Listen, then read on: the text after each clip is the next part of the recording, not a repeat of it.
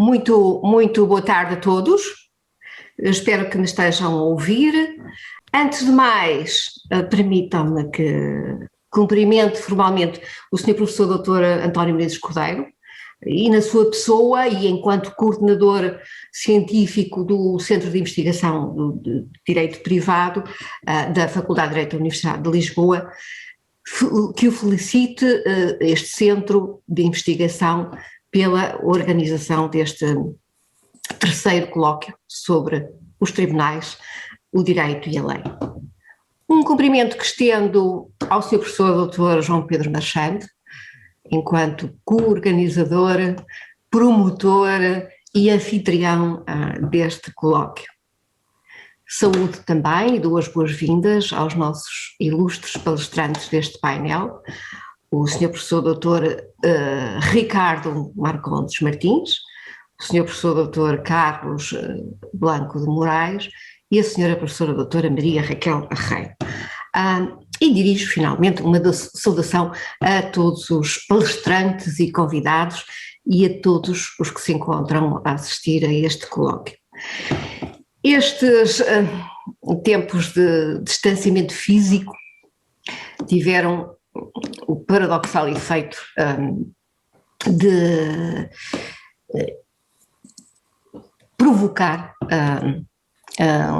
uma maior interação entre juristas, advogados, académicos, magistrados de todo o país e de todo o mundo, ainda que através de meios digitais, numa crise pandémica em que o direito assumiu um papel essencial.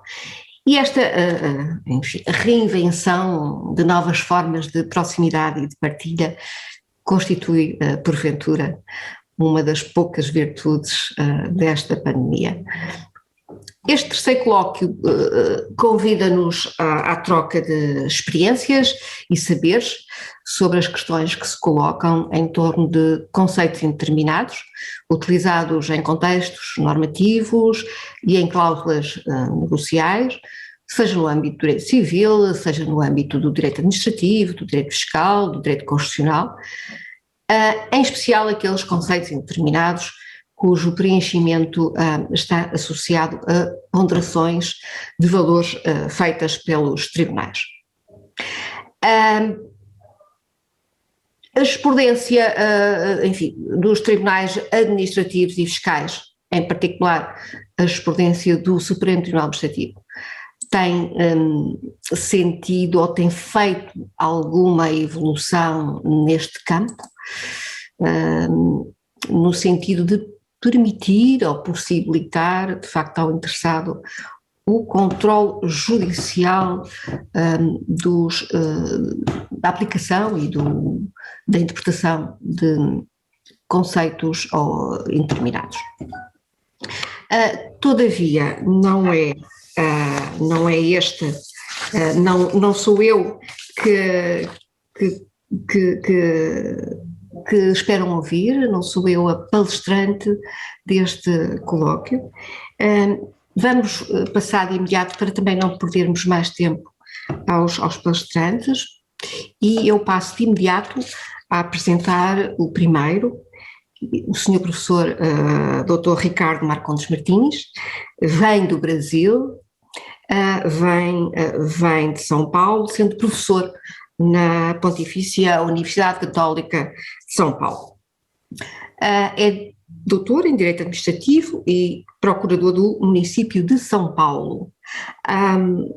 Do seu vasto currículo, saliento o facto de ser membro do Instituto de Direito Administrativo Paulista, do Instituto Latino-Americano de Estudos sobre Direito, Política e Democracia e da Rede Ibero-Americana de Contratação Pública. Foi membro fundador do Instituto Brasileiro de Estudos da Fundação Pública, é membro benemérito do Instituto Amazonense de Direito Administrativo e é diretor especial de comissões temáticas do Instituto Brasileiro de Estudos Jurídicos da Infraestrutura.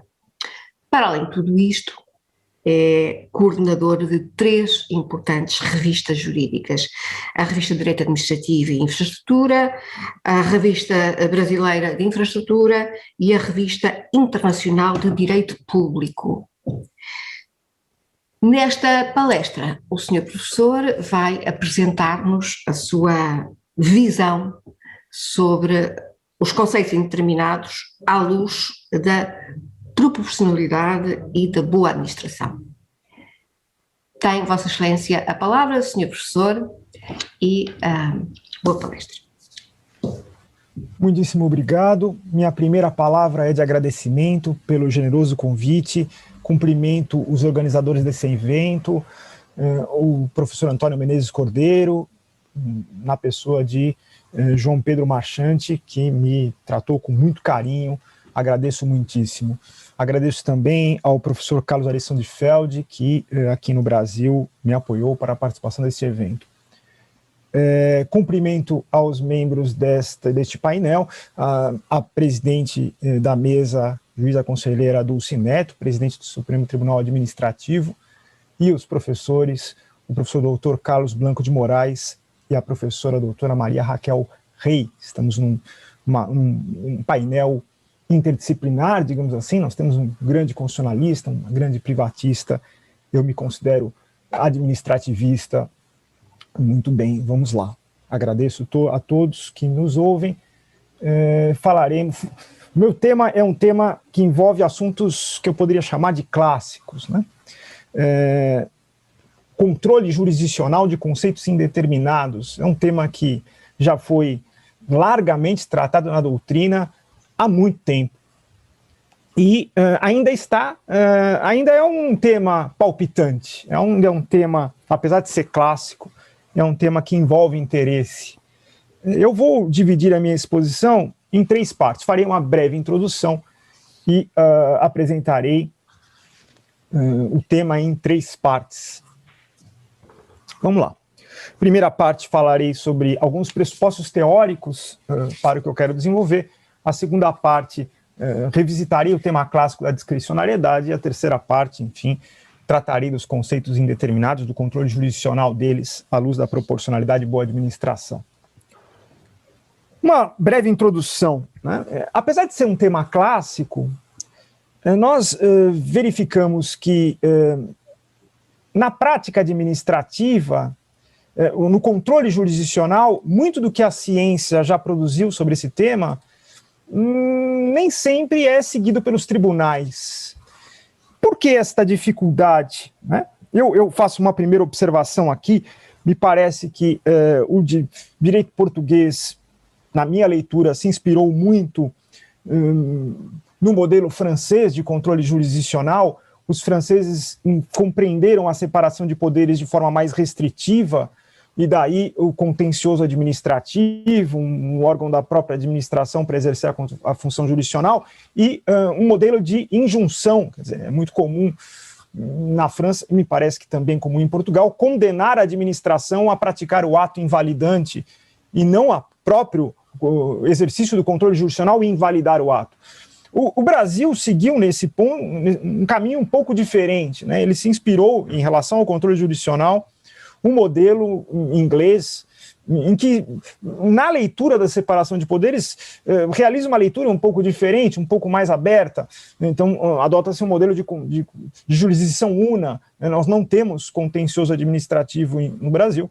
O judiciário realiza integralmente o controle jurisdicional e, de uma forma um pouquinho mais pujante, pelo menos teoricamente, aqui se admite com tranquilidade uma inclinação pela substituição. O próprio judiciário invalida os atos, ele não condena a invalidar, por exemplo. Mas, apesar disso, né, a minha análise que vou fazer aqui do controle dos atos, dos conceitos indeterminados, diz respeito à minha experiência que eu tenho perante o judiciário brasileiro. E aqui no Brasil, ainda que tenha se caminhado muito na ciência do direito administrativo em prol deste controle, o judiciário ainda não acompanhou na prática esse caminho. Por quê? E essa é a minha primeira observação aqui, uma observação introdutória, fazendo uma ponte, digamos assim, com o que foi dito ontem pelo ministro Luiz Roberto Barroso do Supremo Tribunal Federal brasileiro. Há um problema, né, um problema que nós vivenciamos, me parece, na prática do controle jurisdicional. O controle jurisdicional, ele sofre uma influência constante da política, e não há como não sofrer.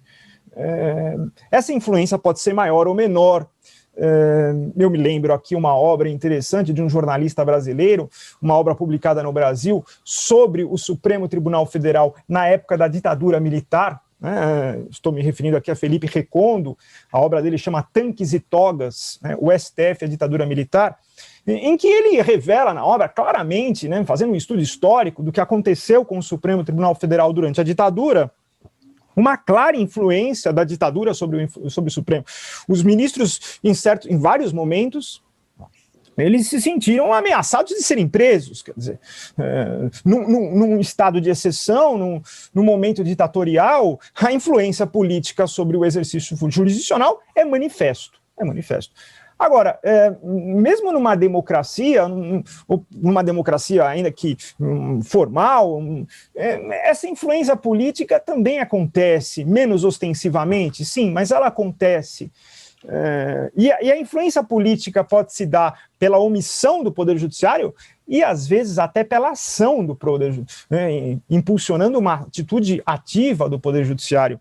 Eu me lembro aqui, porque não me parece adequado fazer um discurso desvinculado da realidade, os últimos anos no Brasil. Quer dizer, o ex-presidente da República, o Lula, conhecido internacionalmente, enfim, foi presidente da República 2 vezes aqui no Brasil, ele foi conduzido coercitivamente para depor contra a legislação brasileira, numa operação midiática, acompanhado pela mídia, foi depois preso durante 2 anos, num processo muito criticado, com uma sentença, sob uma sentença muito criticada, era o favorito nas pesquisas eleitorais.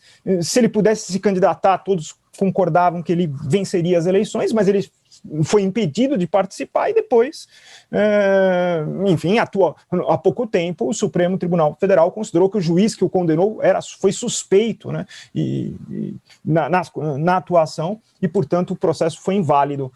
Vejam, a politização é manifesta.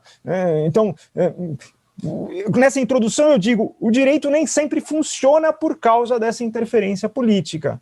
E por isso esse tema clássico, apesar de ser clássico, ele continua sempre sendo contemporâneo. Bom, dito isso, vamos à exposição dividida em 3 partes. Primeira parte, uma breve abordagem sobre premissas teóricas aqui. Em relação a elas, vamos lá, qual é o papel do judiciário? Eu gosto muito de uma expressão aqui de Celso Antônio Moreira de Mello no Brasil: o judiciário é o oráculo do direito. Por que o oráculo do direito? Porque ele é o órgão competente para dar a última palavra sobre as interpretações jurídicas.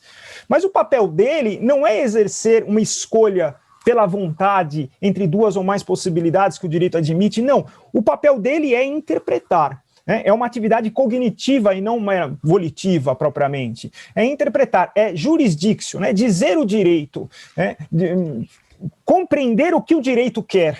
Esse é o papel do Poder Judiciário, e nesse papel, o direito para o Judiciário é completo. Porque todas as condutas, todas ou são obrigatórias, ou proibidas, ou permitidas. Quer dizer, para o judiciário, sempre que é proposta uma ação, ou ela vai ser julgada procedente ou improcedente.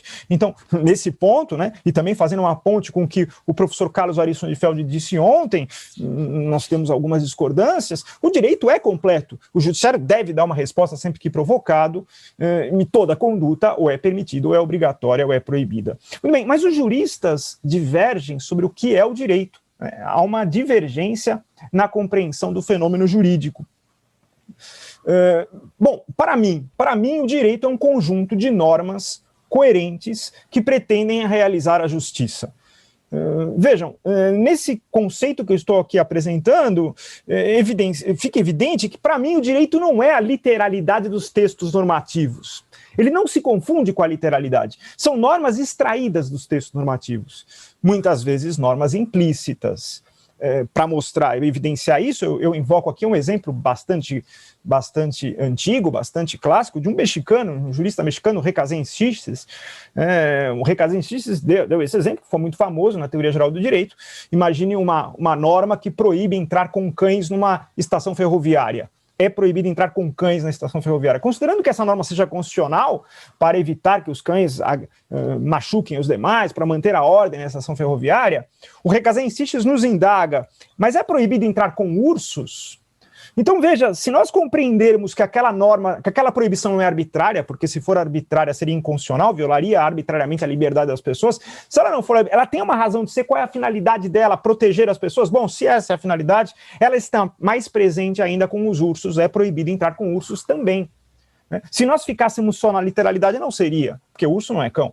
Muito bem, mas aparece, o direito é complexo, né? Aparece um cão, uma pessoa com deficiência visual, com cão guia.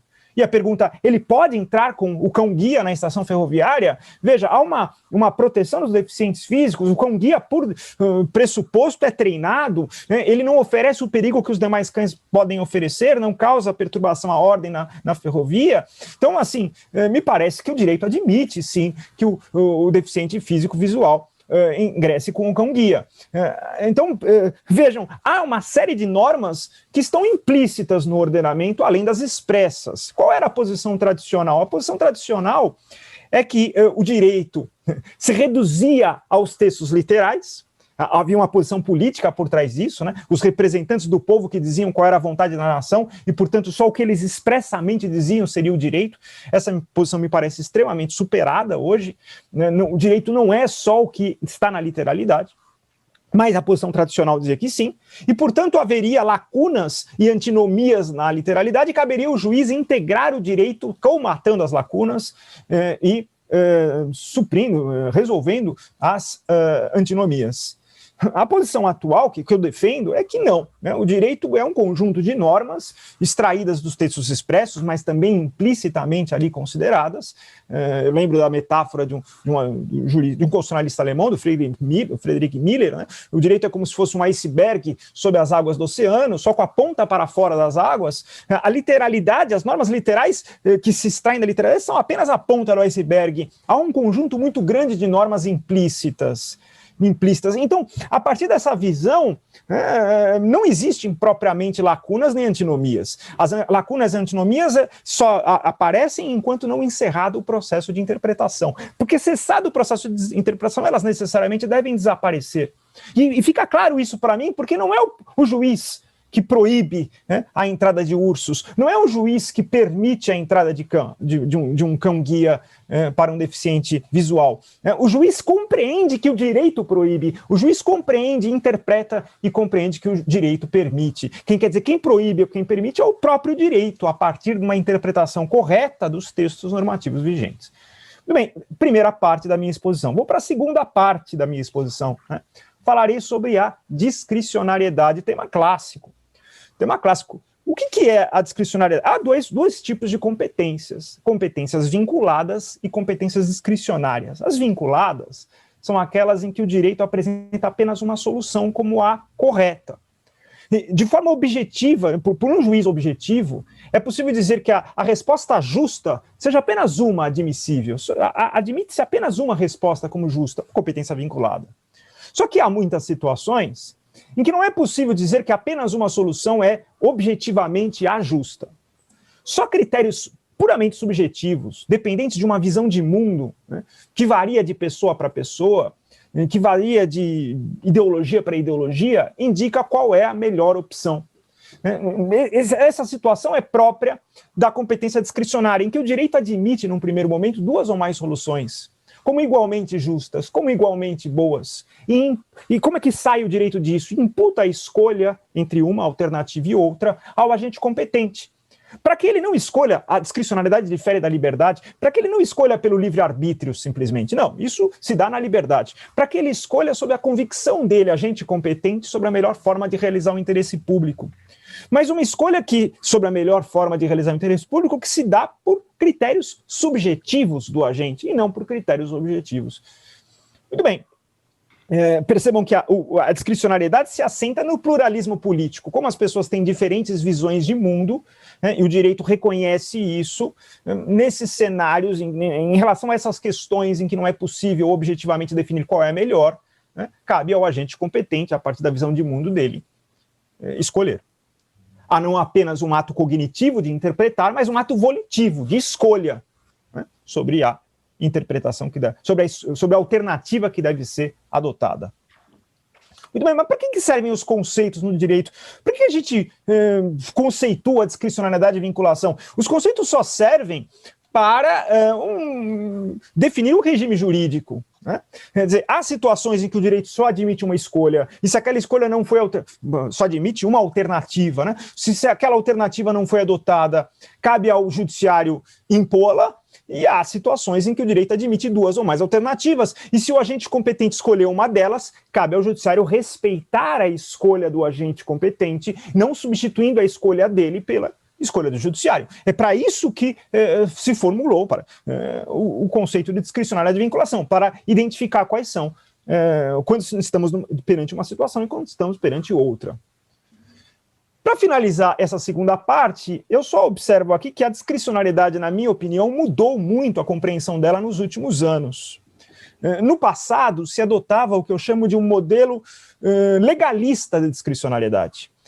A fonte da discricionariedade seria o legislador. Quer dizer, só haveria para a administração pública uma competência discricionária quando a lei expressamente assim previsse. Me parece que isso não é mais assim, pelo menos não me parece a compreensão correta do tema. O que eu vou chamar aqui de modelo neoconstitucionalista, eu sei que essa expressão é muito criticada por muitos juristas, mesmo aqui no Brasil ela é muito criticada, mas eu adoto a expressão, né? Um modelo neoconstitucionalista de discricionariedade, em que a fonte da discricionariedade não é o legislador, a fonte da discricionariedade é o direito globalmente considerado. Se o direito globalmente considerado, à luz do caso concreto, admite apenas uma alternativa, nós estamos diante de uma vinculação.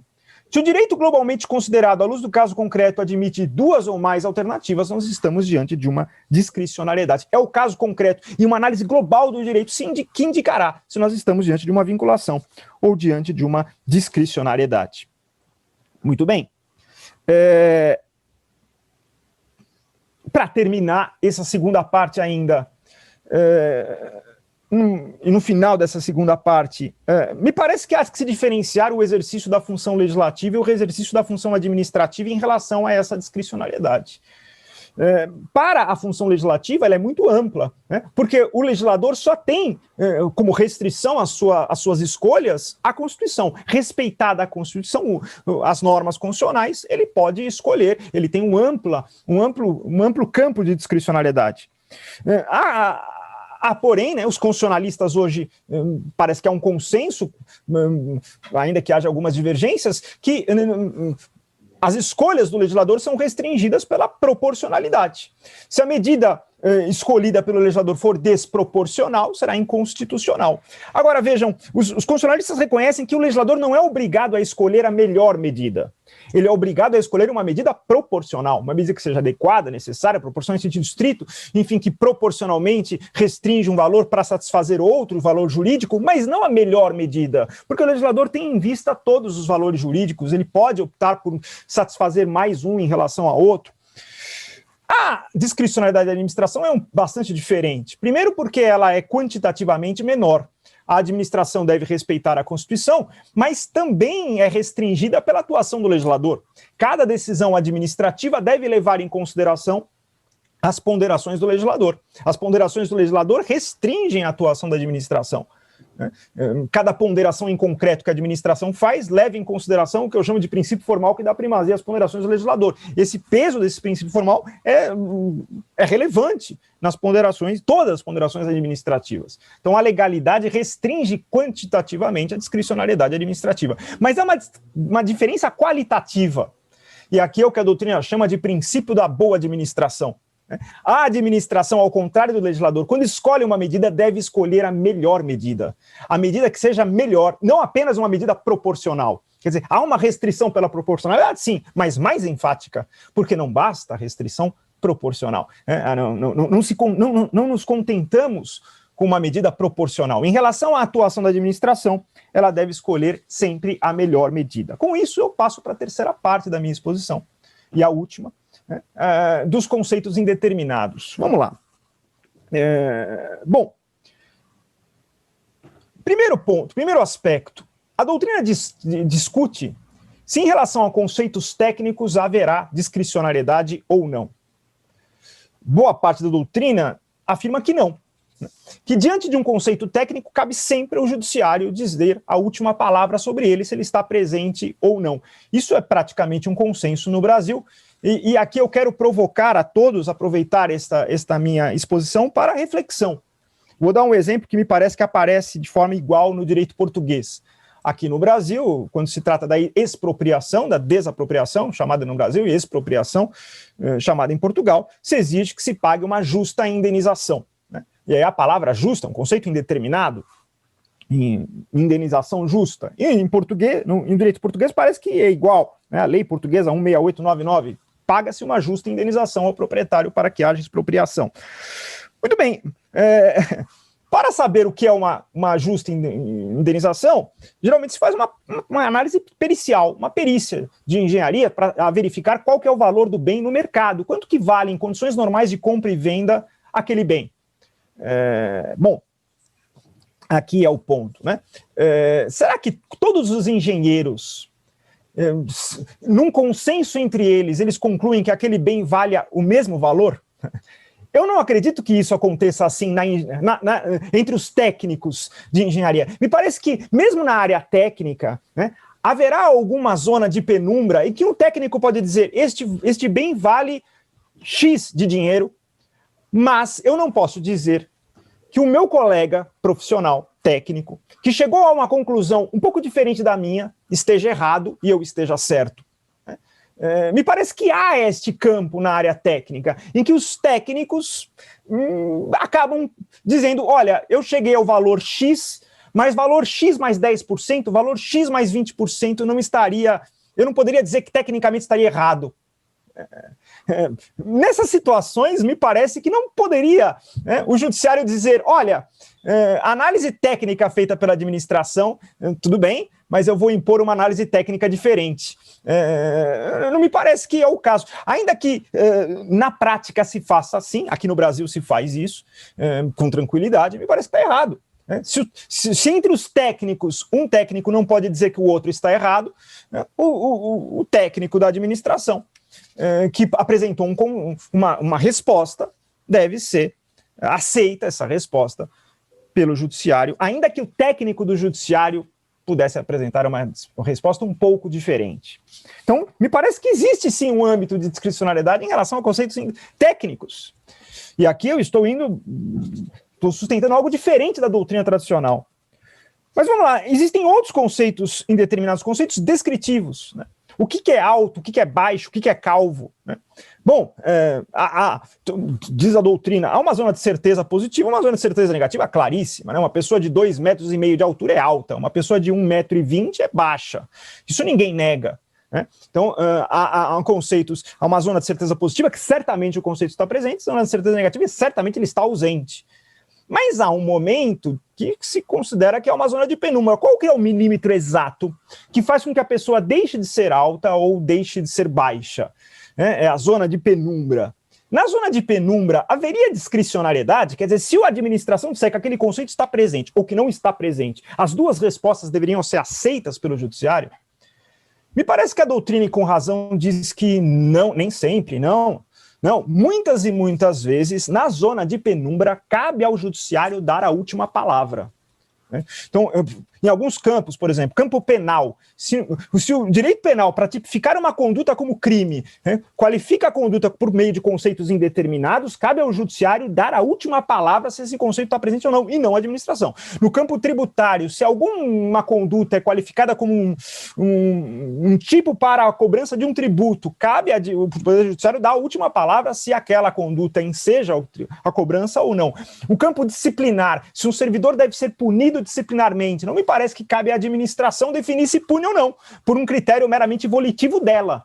porque para situações de corrupção, se eu deixar a margem da volição administrativa definir se pune ou não pune os servidores, eu estou, digamos assim, facilitando bastante a ampliação da corrupção. Não posso. Então, me parece que cabe ao falta de urbanidade. Tem uma lei aqui no Brasil que fala falta de urbanidade é um tipo infracional. Muito bem, há alguns casos que é manifesto que é falta de urbanidade, há alguns casos que não é manifesto, que não é falta de urbanidade, mas há uma zona de penumbra. Na zona de penumbra, cabe ao judiciário dar a última palavra. É a regra geral que absolva o servidor, indúbio pró servidor. Muito bem. Só que em algumas situações, o direito globalmente considerado imputa sim à administração pública a competência para definir na zona de penumbra se o conceito está presente ou não. Quer dizer, não me parece que basta dizer que o conceito é indeterminado e o judiciário cessa a análise. Ele precisa descobrir no direito quando que estamos diante de uma situação dessa e quando não estamos. Não é fácil. Quando que o direito imputa aos agentes administrativos a competência para definir na zona de penumbra se estamos diante do conceito ou não. Vou dar aqui breves exemplos. Aqui no Brasil nós temos uma lei que estabelece que as pessoas devem pedir uma autorização ao poder público para portar arma de fogo. E para portar arma de fogo, elas devem declarar a efetiva necessidade. Veja, há casos que me parece claro que há uma efetiva necessidade, há casos que me parece claro que não há uma efetiva necessidade, mas há uma zona de penumbra. Nessa zona de penumbra, cabe ao judiciário definir se está presente a efetiva necessidade ou não? Me parece que aqui não. Cabe ao agente administrativo, numa opção discricionária, definir se estamos diante de uma efetiva necessidade ou não. Um outro exemplo, um exemplo que me parece que assola o direito português também, aqui no Brasil também, quer dizer, a nomeação para ministros, a nomeação para secretários de Estado. Qual é o critério? Cabe nomear quem o competente quiser. Quer dizer, quem for o agente competente para nomear o ministro ou o secretário, ele pode nomear quem ele quiser? A resposta é óbvia que não é quem ele quiser. Aqui a gente vai buscar conceitos indeterminados. Ele tem que respeitar o interesse público, ele tem que buscar uma pessoa que tenha idoneidade. São conceitos indeterminados. Claro que há manifesto, zona de certeza positiva ou negativa, e aqui o judiciário sempre invoca um conceito que me parece bastante interessante, que é o erro manifesto. Quando há um erro manifesto, o judiciário poderia considerar inválida a nomeação. A pessoa é obviamente sem idoneidade moral, porque foi condenada muitas vezes, ou o interesse público obviamente não se justifica com essa nomeação, não é respeitado com essa nomeação. Aqui, tudo bem, estamos diante de um erro manifesto. Mas a pergunta que eu faço é só diante do erro manifesto? E me parece que não. Não é só diante do erro manifesto, exatamente porque se exige que a administração cumpra o princípio da boa administração. Esse é o ponto que eu queria chegar aqui no final, praticamente, da minha exposição. Então, veja, dentre os interessados, quais são aqueles que objetivamente são considerados melhores que os outros para o interesse público? Então, aqueles que objetivamente são considerados piores devem ser afastados. Se a administração optar por um deles, a escolha é inválida. Sobrou um grupo em que objetivamente é considerado ótimo para satisfação do interesse público, que são considerados idôneos. Em relação a estas várias pessoas, eu não tenho critérios objetivos para definir quem vai ser melhor, quem que vai ser pior. Só critérios subjetivos, só ideologia, só inclinações políticas que vão definir. Aqui é o campo da discricionariedade. Bom, para terminar, eu vivo uma pandemia de saúde no Brasil, acho que uma pandemia de saúde que ataca o mundo inteiro. Neste momento, 4.000 pessoas brasileiros, de média, morrem por dia aqui no Brasil. É uma tragédia absurda. E aqui eu faço uma ponte com a minha introdução. Porque é um conflito, claro, jurídico, entre a restrição à liberdade e a proteção da saúde. Então, há diuturnamente medidas sendo adotadas. Não realize atos de comércio, não atenda o público em estabelecimentos comerciais, não se locomova, por exemplo. Então, há restrições à liberdade em prol da saúde, da sobrevivência das pessoas. Muitos preferem, e aqui o respeito absurdo que eu tenho aos juristas que defendem posição contrária, muitos preferem uma inclinação uma inclinação, uma análise política da situação. Então, esta seria uma questão política, definir se devemos restringir a liberdade ou devemos proteger a saúde. Cabe aos políticos que foram eleitos decidirem. Quem foi o político que foi eleito? Ele que decida. Para o fim do problema da politização do órgão jurisdicional, deixar na mão do político que foi eleito é muito mais cômodo e até muito mais tranquilo. Por quê? Porque a responsabilidade cairá sobre os ombros do político que foi eleito, e como ele tem a maioria do lado dele, talvez isso se resolva.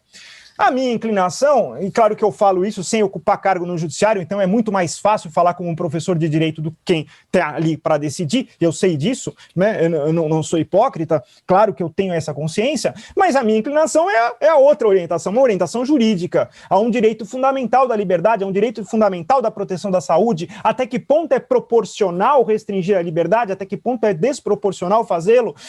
Claro, eu devo examinar o peso da vida, o peso da liberdade, devo examinar as certezas sobre que eu tenho, né, sobre as circunstâncias fáticas. Quer dizer, eu sei que se eu não restringir a liberdade, pessoas vão morrer efetivamente. Se eu tenho essa convicção técnica, isso influenciará, pautará minha decisão. Quer dizer, as premissas empíricas aqui são fundamentais, mas isso, insisto, é uma questão jurídica, né? E se o executivo errou ao tomar a decisão, cabe ao judiciário interferir e dizer qual é a compreensão correta do direito. Esse é o ponto. Só que esse ponto gera para o judiciário uma situação bastante mais complicada, por questões óbvias, pela problemática política que isso envolve. Bom, fico por aqui, acho que o meu horário já se esgotou, já até ultrapassei. Agradeço mais uma vez a honra desta oportunidade de me manifestar aqui, o meu absoluto carinho e respeito aos juristas portugueses, ao público que me ouve. Mais uma vez agradeço aos organizadores. É isso, muito obrigado. Muito obrigada, Sr. Professor. Tenho que, de facto, aplaudir o seu brilhante poder de comunicação e de transmissão de conhecimentos que a todos enriquece nesta partilha de conhecimentos e troca de experiências que é fundamental no mundo jurídico. Esta partilha que acabou de fazer, a partilha de conhecimentos, seja nestes 3 níveis, dos pressupostos teóricos, da discricionariedade, do controle judicial, dos conselhos indeterminados, foi muito elucidativa e, de facto, enriquecedora, e por isso, e em nome de todos, lhe agradeço.